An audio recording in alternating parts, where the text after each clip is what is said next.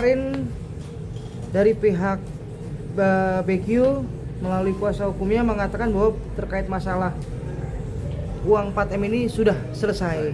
Apakah dari sekarang dari pihak Abang, apakah memang benar sudah selesai seperti itu, Bang? Nah, begini ya. Pertama-tama saya sampaikan bahwa kalau persoalan itu sudah dikembalikan, artinya urusannya Niki dengan Bunda siapa namanya? Bunda Queen ini sudah selesai.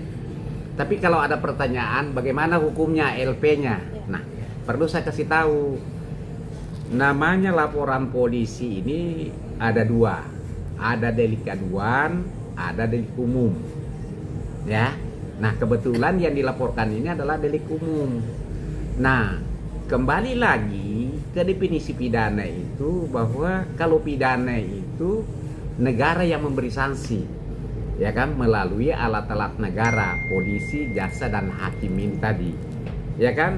Nah, pertanyaannya kembali lagi, lah ini kan uangnya sudah dikembalikan, bukan berarti itu pengembalian uang itu menghapus pidana, ya kan, menghapus pidana. Nah, terus bagaimana? Lah, ketika ini misalnya sudah, walaupun misalnya itu sudah dicabut oleh pelapor karena ini delik umum, maka itu menjadi kewenangan polisi. Apakah polisi mau menghentikan atau tidak? Namanya pidana itu tidak ada alasan pemaaf sebenarnya. Ya, itu salah satu asas hukumnya. Tidak ada alasan pemaaf. Nah, kalau polisinya mau lanjutkan, ya kembali ke polisinya. Kalau polisinya misalnya, ya sudahlah, karena sudah pihak yang dirugikan sudah selesai, sudah kita close, tutup kasusnya. Nah, beda hanya kalau delik aduan. Ketika itu delik aduan itu sudah dicabut, maka penyidik tidak lagi punya kewenangan untuk melanjutkan itu. Seperti itu ya. Berarti dalam artian di sini adalah dari pihak Abang sudah mencabut, tapi ya nggak tahu ya kalau polisi mau melanjutkan, masih melihat ada memang harus bisa dilanjutkan seperti itu, Bang? Ya, itu kewenangan negara melalui polisi karena ini adalah delik umum, bukan delik aduan ya. Nah, kalau delik umum itu artinya itu kembali kewenangan negara. Namanya kewenangan, ya terserah negara lah. Mau hentikan. Tapi yang jelas saya pertegas bahwa hubungan Niki dengan pihak Bunda Queen ini atau Mr. A ini sudah clear. Kenapa? Karena uangnya Niki sudah dikembalikan, sudah selesai. Tapi persoalan hukumnya bisa ditanyakan langsung ke penyidiknya, karena itu adalah menjadi kewenangan negara, karena ini bukan delik aduan, ya seperti itu. Oke, Bang Adi, awal mula pihak Bunda Queen ini menghubungi Abang dan kronologinya gimana sih, Bang? Awalnya mereka untuk menginginkan untuk selesai gitu, Bang? Nah, begini saya lihat ya, sebentar. Kayaknya ini yang harus saya hati-hati ngomongnya ya. Jadi gini, Yamin, saya ya sama-sama adalah penegak hukum atau pengacara. Nah, pengacara itu bukan bertindak untuk dirinya sendiri, bertindak untuk dan atas nama klien. Kedua, nah dalam pembelaan itu yang kita bela bukan kesalahan, tapi hak hukum namanya, hak hukum. Nah, tentu dalam melakukan pembelaan itu, tentu kan kita harus mendapatkan namanya kronologi, ya, atau biasa disebut peristiwa hukumnya. Nah, tentu kan peristiwa hukum ini kita dapat dari klien, atau begitupun juga Pak Yamin, dia dapat dari kliennya. Pertanyaannya, apakah klien ini menyampaikan sesuai dengan fakta yang sebenar-benarnya? Ya, oleh karena itu, selaku pengacara itu sebenarnya harus benar-benar setengah memaksa ya klien ya, bahwa harus berkata jujur.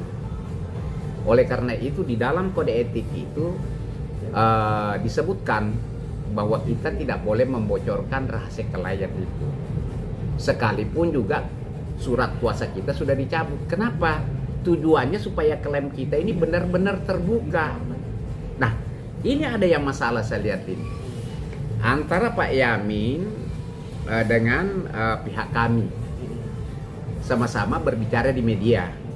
Tapi apa yang disampaikan Pak Yamin ini yang dipaparkan itu beda dengan kami.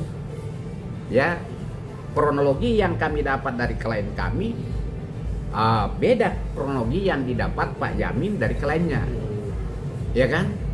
Sehingga ada perbedaan di situ. Nah, disinilah timbul masalah. Di mana Pak Yamin ini berteriak-teriak bahwa tidak seperti itu.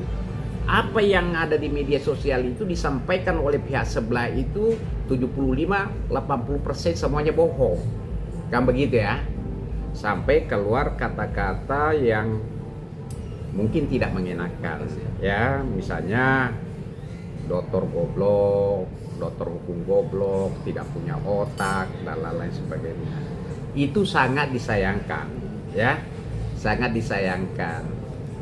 Saya itu sangat bertanya begini, saya sangat berharap bahwa semua teman-teman para pengacara di Republik ini lah ya, benar-benar memahami itu apa itu kode etik.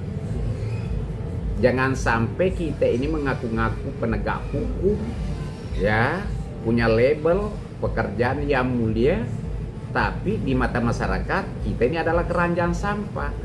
Kenapa alasannya? Ya Anda, kalian tahu di sana itu sesama pengacara saja tidak saling menghormati, apalagi masyarakat. Ya kan? Ada yang pernah bilang punya otak lah dan lain sebagainya. Itu kan hal-hal yang dilarang itu. Ya, makanya pengacara ini benar-benar wajib menghormati semua pihak dalam hal menangani perkara. Tidak boleh mengeluarkan kata-kata kasar kepada siapapun. Dan sesama pengacara itu wajib menjaga namanya solidaritas. Tapi apa yang disampaikan Pak Yamin dan lain sebagainya, membuka aibnya Pak Usman dan lain ini kalau menurut saya kita maklumi adik-adik ini sebenarnya, tapi kan ya kalau persoalan mungkin belajar hukum, teori hukum, analisis hukum, ya kan, atau menemukan hukum baru, itu sah-sah saja. Tapi yang penting, yang terpenting dalam berpraktek ini adalah etika dan adab. Itu yang benar-benar harus dijaga, ya. Karena bagaimanapun juga kita ini adalah penegak hukum yang sangat dibutuhkan oleh masyarakat. Jangankan masyarakat membutuhkan, kita lihat aja buktinya. Polisi bermasalah cari pengacara, jaksa bermasalah cari pengacara, hakim bermasalah cari pengacara, pengacara bermasalah cari pengacara. Begitu pekerjaan ini sampai diberi gelar adalah pekerjaan yang mulia. Coba. Nah, tapi ketika kita ini tidak saling lagi menghormati, maka di mata masyarakat pengacara ini adalah keranjang sampah. Ya kira-kira gitu ya.